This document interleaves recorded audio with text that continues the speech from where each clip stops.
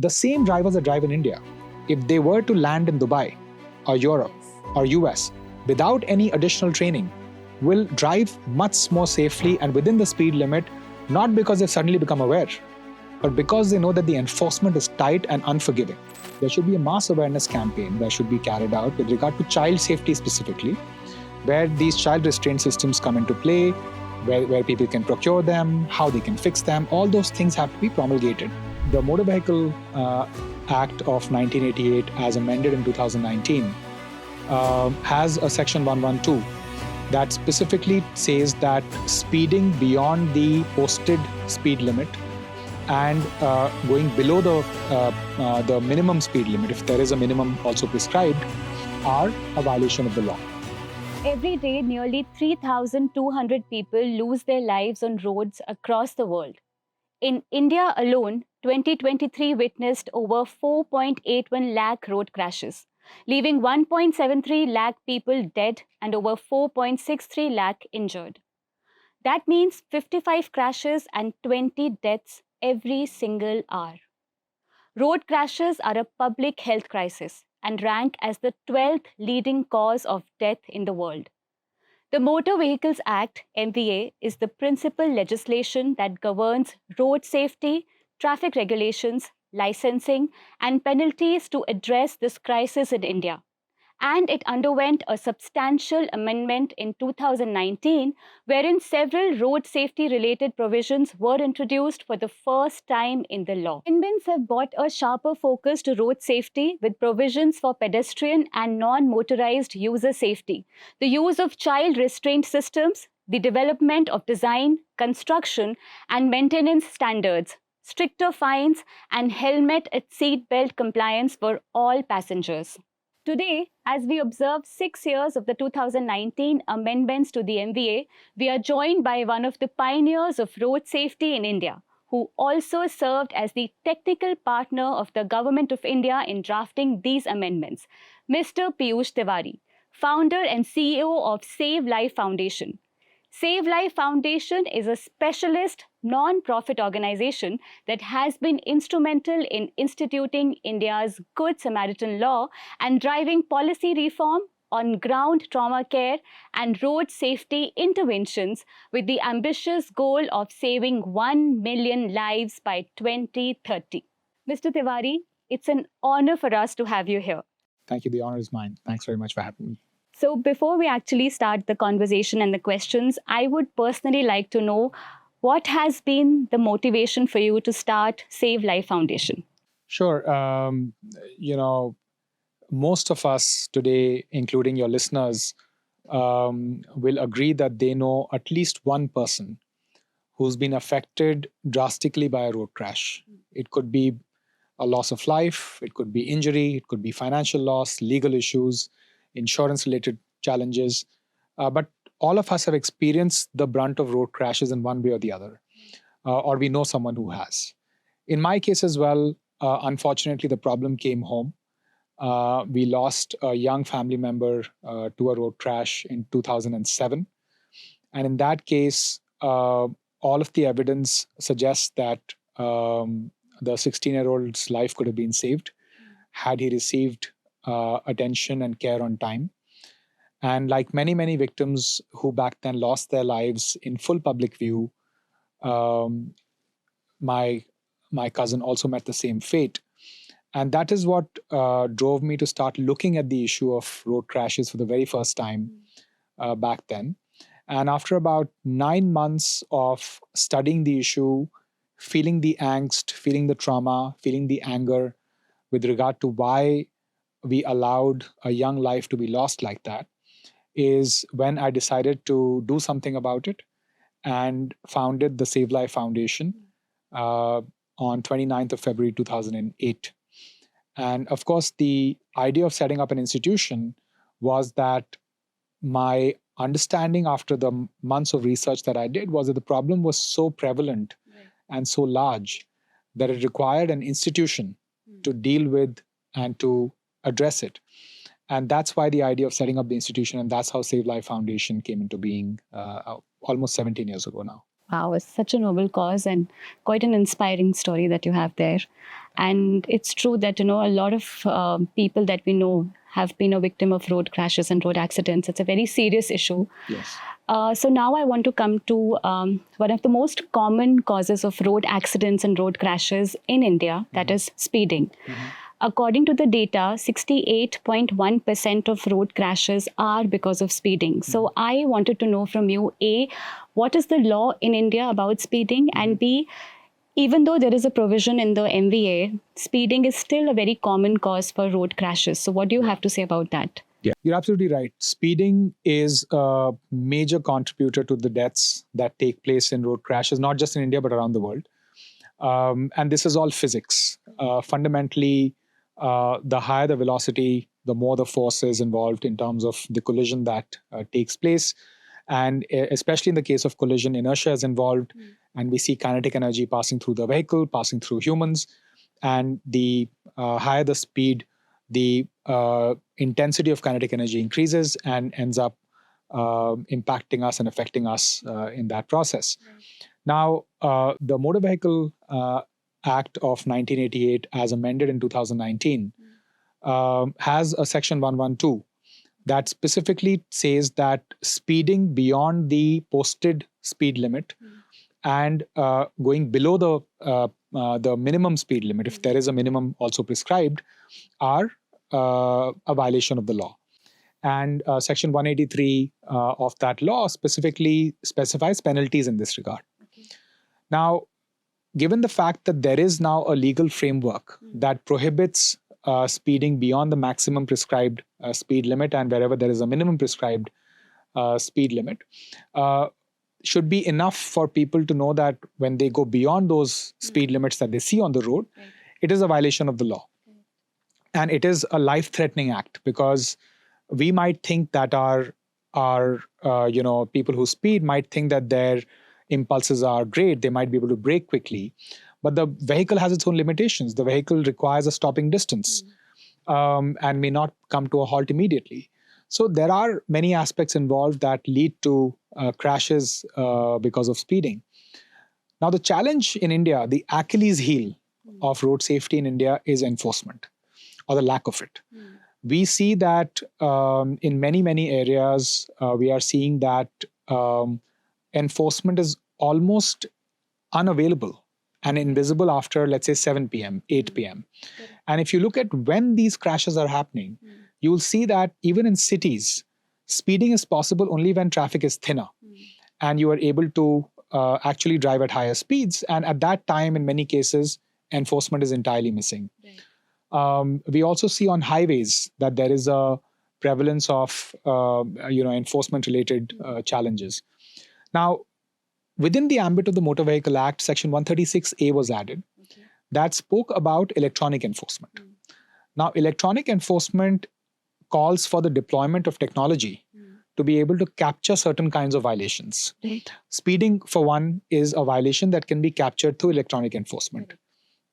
Now, Section 136A required some rules to be made. The Honorable Supreme Court of India is currently looking into that matter because those rules were yet to be issued, and Supreme Court has taken cognizance of that fact and is currently working on creating some rules and standards with regard to devices, their approval types, and so on and so forth, to figure out how electronic enforcement needs to take place at scale. Even though there are many jurisdictions that are now adopting electronic enforcement. The good thing about electronic enforcement is that a camera can capture many more violations than what a human eye can. So from a capacity standpoint, electronic enforcement works really well. A camera will not go back home at 7 or 8 p.m. So it's there 24/7, 365, so that really helps. And you can't bribe a camera. So if something is captured there, it is captured there. So electronic enforcement addresses multiple issues, right? But electronic enforcement in isolation will not have an impact, because the recovery rate of challans, electronic challans, nationally is, I think, currently under 35%.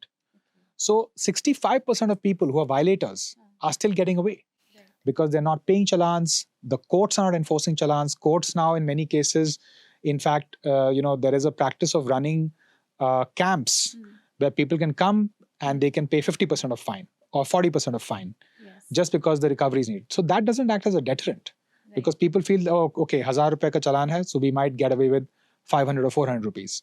So the police system, the administrative system, and the judicial system needs to understand that the act of speeding or any act of violation on the road is a life-threatening act because it can lead to a crash and it can lead to loss of life and limb. So there is a need for us to take this matter seriously, rely on electronic enforcement, but also deploy strategically physical enforcement. Because even today, if you're not wearing a seatbelt and you see a cop standing on the road, you will put that seatbelt on. If you see them, you'll put the helmet on. You'll slow your speed down. So the visible policing has to go hand in hand with electronic enforcement, so that there can be a more serious level of sort of redressal of this particular issue. So the provision is there. 112 talks about not going beyond the maximum speed limit. Section 183 prescribes a fine for it. 136A provides for electronic enforcement. But these things have to work together with physical enforcement, done tactfully in a manner that we are able to capture violations and address them. So, as you mentioned, according to the law, there is a penalty for speeding, but the enforcement across the states is very uneven. And as you said, that we could probably use technical help and then have more cameras and maybe deploy more police, personnel. Do you think that's going to really solve the issue of speeding, or what else can be done? It'll most certainly solve the issue. I'll give you the example of Mumbai-Pune Expressway that SaveLIFE Foundation partnered with Maharashtra government to adopt it as India's first ever zero fatality corridor. It was one of the deadliest highways. And we said, along with government of Maharashtra, that we will work to reduce fatalities drastically on that particular road. Now, on that road, there were multiple interventions carried out. We looked at infrastructure, we looked at trauma care, we looked at education. But what we also did was that for the very first time, we deployed ANPR-based, AI-based cameras to capture violations, linked that to one state, one challan system of Maharashtra. Maharashtra government started issuing challans on that. But in addition to that, we also had physical, visible policing happening at different points of time. Because data told us that there were collisions happening at certain points of time or certain time blocks during the day. So you don't deploy human policing throughout because there are limitations, there are capacity constraints, manpower limitations are there. But you deploy it strategically. So maybe a combination of both of these. So we deployed it strategically. So what that did was that overall, over the last 9 years, there has been an over 50% drop in deaths on the Mumbai-Pune Expressway. Then the government of Maharashtra said, okay, fine, we are convinced that the cameras work. So SaveLIFE can remove its 4 cameras. We will deploy our own cameras. So we removed our 4 cameras. And the government of Maharashtra has now deployed 135 cameras on the Mumbai-Pune Expressway. Between in the first 7 months of 2025 compared to 2024, there's been a 56% drop in deaths on the Mumbai-Pune Expressway. That's quite significant. So obviously, people know that they are being monitored, that their speeds are being captured, so they are responding to it, right? So we know that there are case studies where this works. When you marry that with visible policing, people have a perception that there is strictness here. And the other thing that I want to just very quickly, I know we are short on time, but the same drivers that drive in India, if they were to land in Dubai or Europe or US without any additional training, will drive much more safely and within the speed limit, not because they've suddenly become aware, but because they know that the enforcement is tight and unforgiving. And when enforcement is tight and unforgiving, it's when people tend to follow the rules, and they have to, because behind the wheels, they are dealing with a vehicle that can act as a weapon and kill people. And we have to have the responsibility to ensure that we operate it in a manner that it will not harm anyone else. Since speeding is such a crucial and important concern, how can we implement speed limits effectively? Speed limits at this point of time in many parts of the country are fairly arbitrary. Right. So, for example, on a road, where it's a 4-lane highway, in some cases, you might find the speed limit to be lower than what's required. So that leads to mass violations. So almost everyone is violating that speed limit. In some cases, there are built up areas, which means that there is habitation along the highways where you need to have lower limits because there are people crossing, there are people operating. And there you will see the maximum speed limit is still 100 kilometers an hour, right? So speed management in the country is not very scientific. The other problem is that there is lack of ownership in the sense who issues the speed limit. Is it PWD? Is it state transport department? Is it police department? In different states, there are different rules, right? So basically what needs to happen is that if we have built a 8-lane highway, but that 8-lane highway is passing through a village, there is no way that you can allow for 100 kmph. There is no way you can even allow for 60 kmph.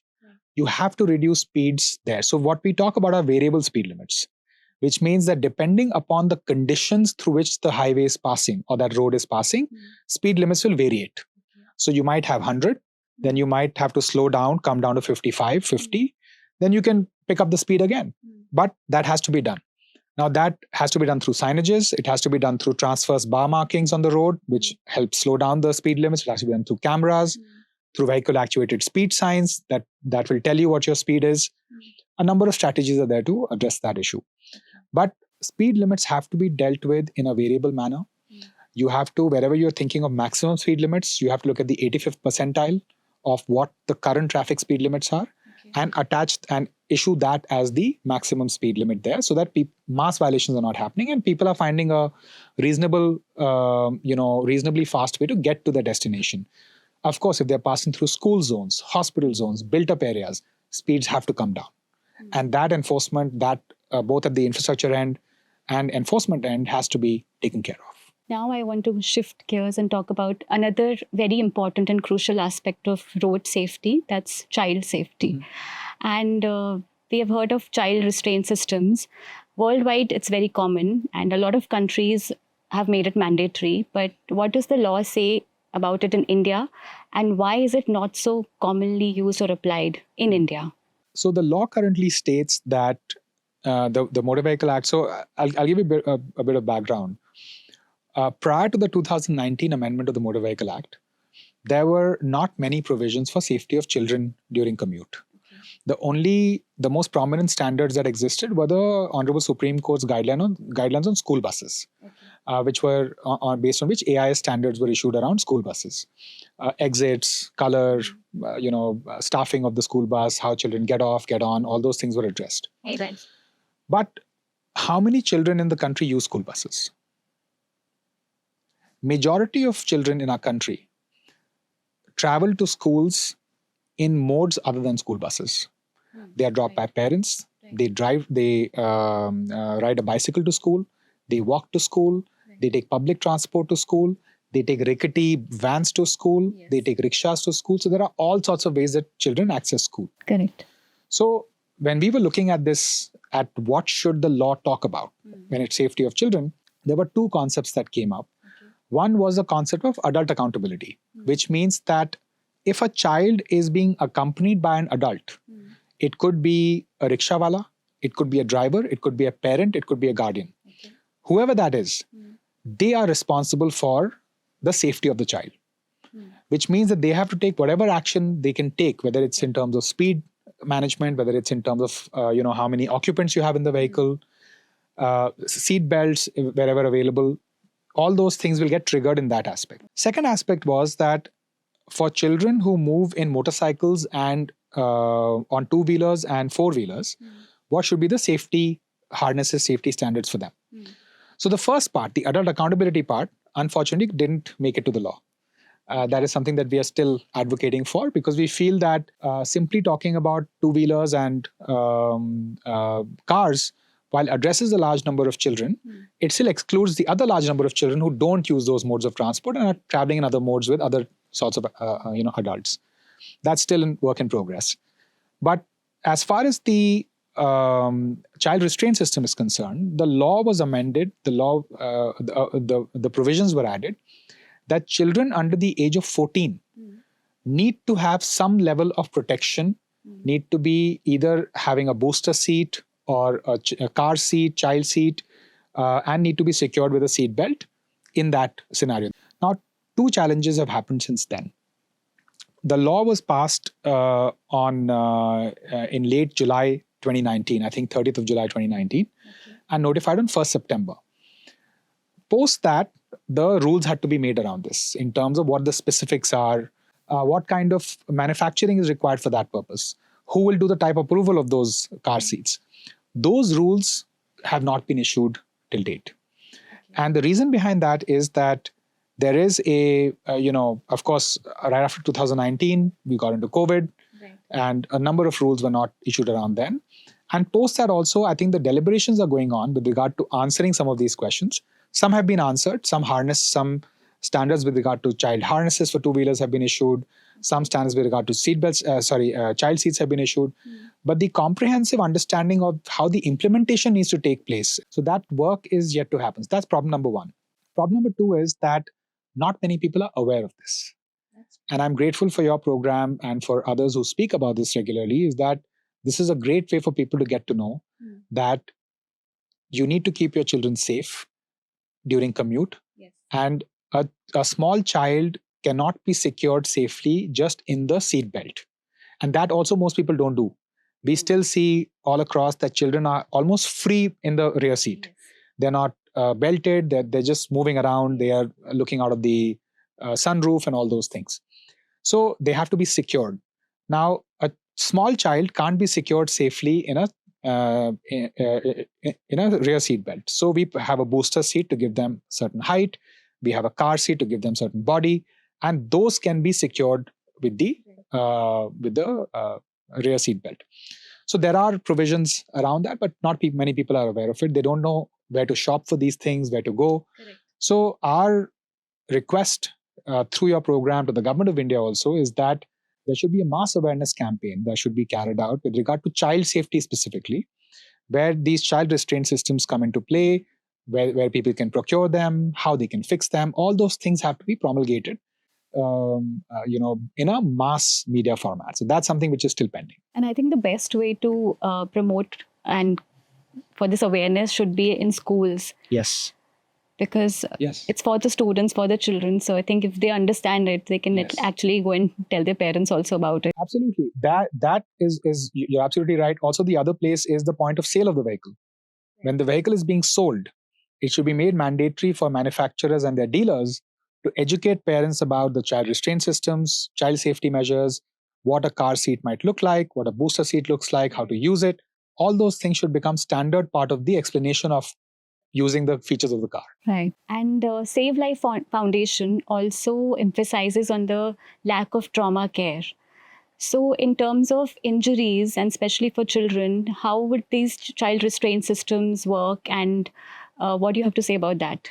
SaveLIFE Foundation, along with our partners in the Road Safety Network in India, as well as the Global Road Safety Partnership, we have been advocating for more stringent standards with regard to speeding, with regard to child safety, and so on and so forth. When it comes to child restraint systems, the fundamental idea is the physics that I was talking about recently, is that when a vehicle comes to a sudden stop, because of inertia, the body is still moving ahead. And the body goes and interacts with the front seat, with the pillars of the vehicle, with the roof of the vehicle, and that's where majority of injuries happen. For children, those injuries can be catastrophic, right? As adults, we might still be able to survive those crashes, but in the case of children, they are in most cases they are catastrophic. We, SaveLIFE Foundation, undertakes forensic investigation of road crashes. In many road crashes where we see that people have been ejected from vehicle, outside the vehicle, majority of them were unbelted. We have seen children who were sitting in the back seat get thrown, break the front windshield, and are found 50 meters away from the vehicle, right? That's what can happen, right? You have a child, and this is happening not at super high speeds. This is not happening at 120 kilometers an hour. This is happening at 60 kmph. Because you still have at 60 kmph, when a brake is applied suddenly, your body mass, whatever that weight is of the child, 30 kilos or whatever, multiplied by 60 kmph, that's the force with which they are moving outside the vehicle or inside the vehicle. So they get drastically injured. They get severely injured in those cases. So what child restraint systems do is that they provide you a way to keep the children safe has additional cushioning, it has additional belts. So a small baby also doesn't get thrown away. So in many crashes where a child seat has been used, we see that the child might be the most secure in that scenario. And if you have a car that has airbags and that has other surrogate safety measures, then you're adding to that safety overall. But even with 6 airbags, if the child is unbelted, they will get seriously injured. They might even lose their life if they are not secured behind a harness, behind a seat belt. All right. So now I want to come to another section of people on road, and that section is the most vulnerable, the two-wheeler motorists. And most of the accidents are, caused, and they have to suffer and bear the brunt of it. What do you have to say about that? Two-wheeler safety has not been taken seriously in our country. We have multiple issues there. Now, two-wheelers fall under the category of what we call vulnerable road users, where you have people who are exposed, who are outside the a metal cage that might protect them. So that includes two-wheeler riders, bicycle riders, that includes pedestrians, so anybody who's exposed, whose bodies are exposed, not protected by any kind of a shield. Now, the one shield that can protect people, especially two-wheeler riders, is helmets, right? And in many parts of the country, we see mass violation when it comes to helmets, right? So one part is that most people who get a two-wheeler license or any license in the country have not had the chance to go through a formal training program. Formal training programs are not just skill building programs, they're also awareness creation programs. In many countries, when you go and apply for a license, they make you sit and they make you watch half an hour of crash videos to understand what can go wrong in the event of a crash, what impact it might have on the body, what it does to the brain if in case there is a crash that involves not wearing a helmet. In our case, people don't go through that exposure. They're never exposed. So they don't think that, what the worst that can happen to them. So many people choose convenience over safety, right? And as a result of that, we have a large number of people who lose their lives because of two-wheeler crashes. That's one part of the problem. The second part of the problem is when it comes to the behavior of motorcycle riders. We see rampant wrong side driving. We see overspeeding. I can't, think of even a single jurisdiction in the country right now that is taking serious action on either of these areas. I've also seen them drive on the footpath. Everywhere. Right? So the idea is that enforcement, like I mentioned earlier, is the Achilles heel in this case as well. But there is also a challenge that the enforcement agencies face. The challenge is that under Section 183, that talks about overspeeding and the fines are about overspeeding, it does not cover two-wheeler riders at this point of time, right? So most two-wheeler riders are charged under dangerous driving or general offenses as opposed to specifically with regard to overspeeding. So there is an amendment required to Section 183 of the law to specifically call out that the fact that the penalty applies to two-wheeler riders as well. ANPR systems, electronic enforcement systems, need to be able to capture the two-wheeler number plates as well for those kind of violations and issue challans against them. So again, enforcement has limitations also and challenges in that sense. And then finally, the road infrastructure part, right? So we see in many cases when the crashes occur. So one part of the challenge with infrastructure is that there is little to no segregation of different modes of transport, right? There's a constant conflict. You have two-wheeler riders in conflict with trucks, with cars, with pedestrians, and vice versa, and their entire mix. In fact, I just remembered that a few years back, there was like a bus lane. There used to be a bus lane, but I don't know if that still works or why it failed. Yeah, in many cases, buses and trucks are expected to drive on the left side of the road, right, and follow a certain lane. But on highways, in any case, there is no lane discipline. You have all 3 lanes or all 4 lanes being blocked by heavy vehicles. And that's again an enforcement problem because you need to be able to enforce those standards. Just simply saying that people should follow rules doesn't actually lead to any results. You have to know how to enforce lane discipline, which not many people have mastered in the country so far. But when it comes to two-wheeler riders specifically, we see a major conflict happening between two-wheeler riders and other modes of transport. And now they have speed, they have all the other sorts of technologies to get them to move very, very fast. And their infrastructure needs to be able to provide certain level of segregation between between the vulnerable road users and non-vulnerable road users, and at the same time provide them a safer, clearer path to move, right?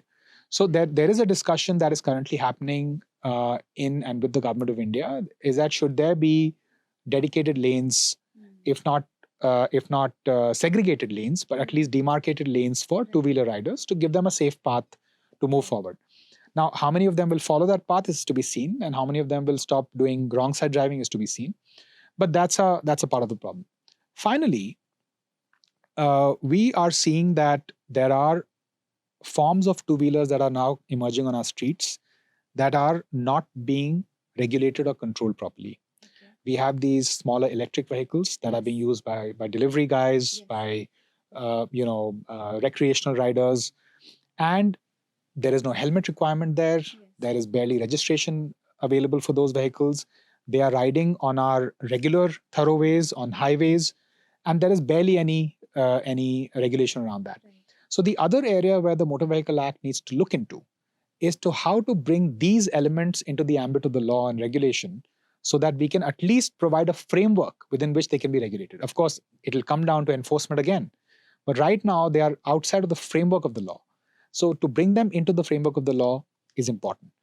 I'll end by giving one positive news in this area, is that we understand, because we work so closely with the government of India, is that the government of India is proactively looking at making anti-lock braking system, ABS, mandatory on all bikes in India. Even so, right now it's for above 125cc, but 125cc and below is what we're expecting. We had given a representation, several months ago to the government of India, and we believe that that representation has been accepted. And we are hopeful that the government of India will notify that all these vehicles need to have anti-lock braking systems, which will prevent skidding-related incidents and crashes that happen involving two-wheelers. Because you mentioned delivery boys, and then the way they drive, it's very scary and dangerous on road, because also they're under a lot of pressure because they have to deliver within a certain amount of time. Yes. So it's related to that also. So I think this ABS would really help. Yeah, and I do feel that aggregators have to be brought under the ambit of the law as well. Simply saying that these are our associates and these are not our employees should not be the reason why they go scot-free. Because they are fundamentally, these associates or these people are working under their business model. And the eventual beneficiaries of the business model are these companies. So they have to take some responsibility in controlling this menace that's happening, whether it's food delivery companies, whether it's package delivery companies, whether it's aggregator cab companies. All of them have abdicated their responsibility simply by saying that in our business model, these are our associates, not our employees, so we have no control over them. Of course they have control over them. Who are they fooling? They are following those laws in other countries, but they don't have the same standard for India. So the only thing that they're following is double standard. And so they have to really come through, and they have to take more responsibility at the institutional level. And I think that's a gap that, again, the law needs to fill. There has to be some penalization of aggregators and these businesses who are putting so many drivers on our road, and everybody at peril along with that. Not just those drivers, but all of us who are using the roadways. So 30% of the deaths on road is because the riders are not wearing helmets, and 10% is because the drivers or the people in the cars are not wearing seat belts. And despite MVA making it mandatory, why is the compliance so low? Well, let me give you the example of polio. Now, India eradicated polio from our country. And the way this was done was not just by making the vaccine available. It involved telling people for years and years, do boond, do boond, do boond, do boond, getting the biggest names in the country to talk about it, making it accessible and available everywhere, making sure that even a single even a single case of polio being reported in a far-flung, small tribal district will get reported. The country took the problem seriously as a public health issue. The challenge is that we have made those provisions, but how many people are aware of this? How many people have been asked to go through the training program so they understand how inertia works, how kinetic energy works, why wearing a seat belt is important? Not many people have gone through that program. So if in the next 5 years, if we are serious about this issue, and we must become serious about it because it's the number one cause of death for young people in the country. It's not terrorism, it's not wars, it's not HIV, it's not TB, it's not malaria. It is road crashes that are killing the young in our country. Yeah. And if we want to save the future of this country, we have to look at systemic change to take place. And the first place that I would begin is licensing and training. Right. If we don't fix the way we give out licenses and the way we train people, or rather today not train people, we will not be able to address this issue decisively, simply because the filtration system that's deciding who's coming on our roads is currently entirely fractured. We may have made some cosmetic changes to it over the last few years, maybe introduced some technology here, some technology there, but this is an area that requires complete reform. India demonstrated that with the passport system. We replaced RPOs, regional passport offices, with Passport Seva Kendra. There is no reason why RTO should not be replaced with License Seva Kendra, where you have public-private partnership, where you provide a good professional interface to people to apply for licenses, but at the back have a competent system of determining whether the person can actually drive safely, not just drive. Today, if you are going for a license, they just check a few things, whether you are taking the 8 correctly, whether you're making the reverse correctly, all those things. It's a joke. Sometimes not even that, actually. Yeah. How are you checking hazard perception? Just basics. How are you checking for hazard perception? How are you deciding if somebody's standing on the corner of the road, are they going to run or are they going to stand there? Basic things are missing. And unless we fix this foundational issue of licensing and training, we can keep talking about whatever we want and we can keep blaming the people. But because people have never gone through that proper program in the first place, I think it is morally incorrect to just blame the people and move on about how they drive. The way they drive today is because they have never been trained and they have never had the chance to be filtered out in a competent process.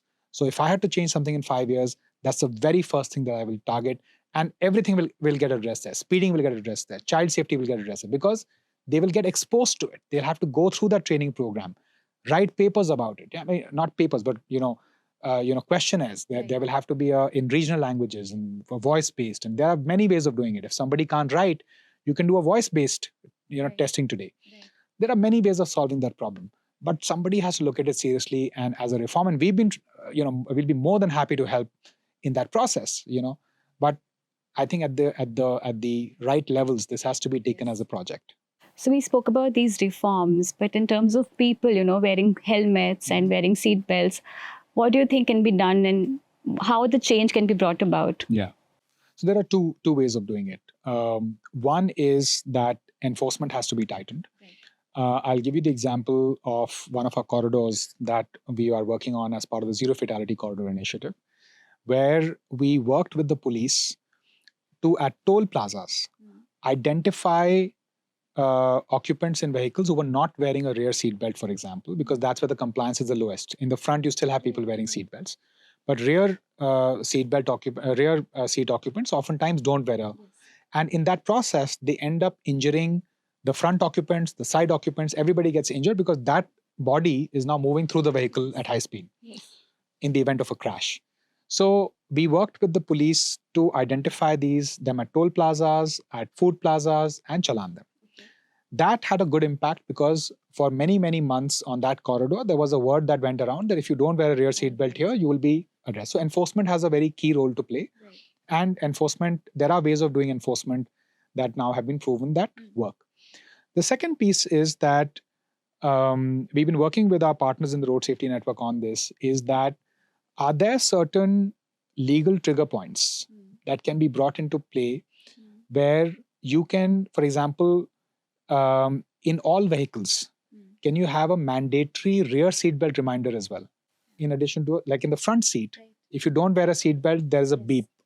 Can the same be applied to rear seat as well? Now we know that many vehicle manufacturers have started to do that already, including some entry-level manufacturers as well. But it's not widespread right now. Similarly, can there be a technology where if you're not wearing a helmet, the bike is beeping constantly, right? And sending you a reminder that you have to wear a helmet and so on and so forth. So there is a technology-oriented way by way of which we can remind people that they have to do this. Eventually, if people don't agree or don't follow that reminder, then enforcement has a role to play there, right? Is that we can address it. And I think to a large extent, the government can look at awareness campaigns. Now, we know that the Ministry of Road Transport and Highways has been running a big campaign with Mr. Amitabh Bachchan called the Sadak Suraksha Abhiyan for a while now. Right.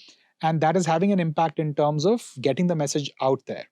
But I feel that there is still a lot more that needs to be done in making people aware of what can go wrong, not just what they should do, but what can go wrong if they don't do what they should do. What actually happens to the brain when the incident happens?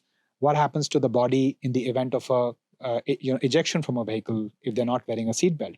I think it's very important for people to understand. I believe that we are intelligent beings. And if we are given a rationale to do something, there is no reason why we will not do it. Right. That has worked in the case of HIV. That's worked in the case of TB. Right. That's worked in the case of malaria, in polio. There is no reason why it won't work in the case of road safety.